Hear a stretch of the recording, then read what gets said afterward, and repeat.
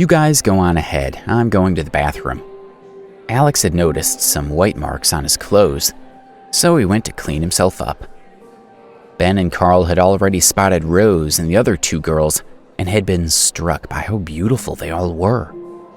Ben turned shy, and he began to walk slower, while Carl nervously pushed his glasses higher up his nose. "Hi, girls, and what are y'all talking about? What's so funny?" Susan asked, smiling as she walked toward her friends.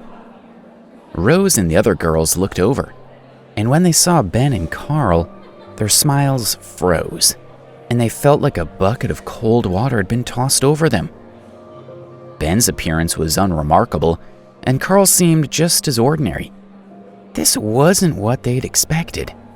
After just a single glance, the girls looked away, seemingly disappointed. Seeing her friends' reactions, Susan flushed with embarrassment. She'd known this would happen. She turned her head and glared at Joe, who could only shrug and smile. "Let's sit," Joe said. "Carl, why don't you sit next to Stacy? And Ben can sit next to Betty."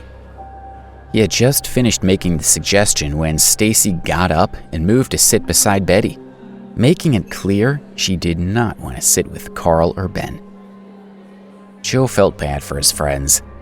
Stacy and Betty chatted on their cell phones, ignoring them, and that just wasn't right. It was downright rude. The table had a total of 4 wooden stools that could each seat 2 people. Stacy and Betty sat together, as did Carl and Ben. Joe sat with Susan, and Rose was alone. Susan and Joe were both concerned. Rose was the prettiest of Susan's roommates, but she was also the pickiest. When Alex came over, how would she react? Alex wasn't bad looking, but he was dressed poorly and wouldn't make a good impression.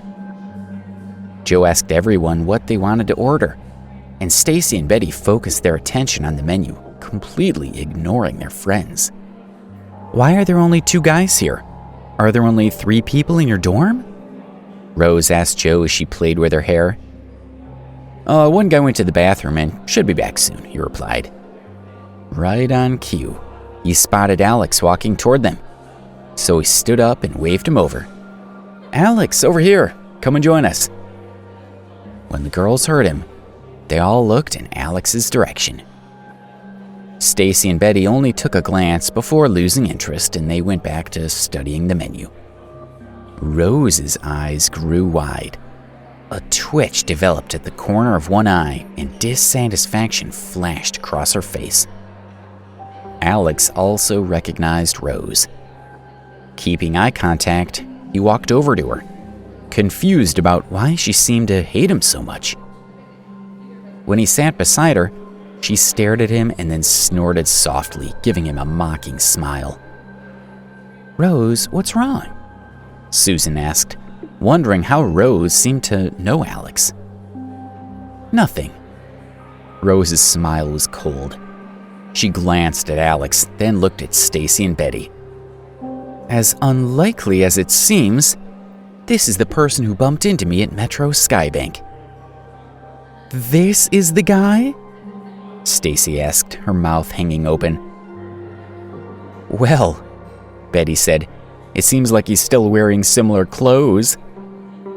Both girls looked Alex up and down, their expressions disapproving. "What are you guys talking about?" Susan was still confused. Since Rose didn't seem interested in explaining, Stacy stepped in. "Rose went to take care of some business with her father at Metro Skybank earlier, and this guy hit her head with a door, see? Rose has a small bump on her forehead." Betty took over the conversation, glancing at Alex. "You can see how he's dressed, and he walked right into the Metro Skybank. You need $1 million to get a card, and yet he went in anyway, and the manager had to challenge him. No doubt he ran out of there with a red face, right?" Susan and the others all stared at Alex, imagining how embarrassed he must have been at the Metro Skybank. Susan was quite worried. Rose already seemed to have a poor impression of Alex, so would she want to stay now? She was very direct and wouldn't stay just to be polite. Rose's smile was cold as she looked at Joe and Susan. "Susan, I'm glad you found a handsome boyfriend like Joe, but I have something I have to do, so I won't stay. Bye." With that, Rose stood up, turned around and walked out, even though she'd been the one to suggest this lunch. Joe was really good looking, and since he was a sports major, she'd assumed that his roommates would be attractive as well. She'd thought that if one of Joe's roommates had been suitable, then it would save her the trouble of having to find a boyfriend her father would approve of. And even if none of them were suitable, she'd still get to meet two handsome men. She'd been surprised when Joe's roommate Ben had looked a bit anxious, and Carl was completely ordinary. Still, she could tolerate the two of them. But when she'd seen Alex, Rose couldn't hold back any longer. He was just a poor loser with no place in the world. The heavens were toying with her. She'd been looking for someone rich and handsome, and the universe gave her someone like Alex who disgusted her. Anger rose quickly. She was so furious that she stormed outside, not paying attention, and bumped into a man's shoulder. He was dressed all in black and looked very professional. His hair was fashionable but neat, and his skin was pale. He held an iPhone in his hand and wore an expensive watch on his wrist. The man's expression turned dark. But then he took a closer look at Rose and noticed how beautiful she was, and his manner changed drastically. "Hey, gorgeous, I didn't hurt you, did I?" he asked. "Would you like me to massage it better?" With a wicked grin, the man extended his hand toward her shoulder. Rose was so angry that she lashed out before the man's hand even made contact. She slapped the man's face, and with a frosty expression, she glared at him and snapped, "Watch where you're going." Before he could react, she had already marched out of the restaurant. Joe and the others had been ready to go over to help and were shocked when they saw Rose slap the man. When Rose left, Stacy and Betty decided to leave too, but Susan eventually persuaded them to stay. After lunch, Susan accompanied Joe to pay the bill, and then they left the restaurant. Stacy spoke to Joe and didn't even glance at Alex and the others.